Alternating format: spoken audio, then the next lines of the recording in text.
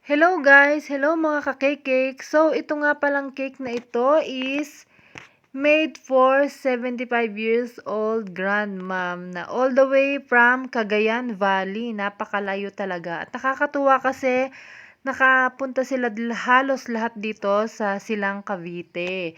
So, ang dami nila. Halos silang mga magkakamag-anak ay nagsidalo nga at dito sinelebrate sa Silang Cavite. At napakasasarap ng mga foods. Ang saya nila lang tingnan kanina dahil na-invite nga rin kami na makisama sa kanilang salo-salo is nakakatuwa silang tingnan at pakinggan kasi iba yung kanilang language. Ano nga ba? Itawis nga yata yung kanilang language.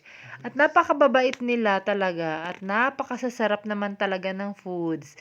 Siyempre, masayang-masaya ako pagka nagde-deliver ng cake at napapakain na rin sa mga mga handa. Siyempre, yun ang pinaka-the best dahil uuwi akong busog na busog. And that's all for today's video. Thank you for watching. Babush! Thank you!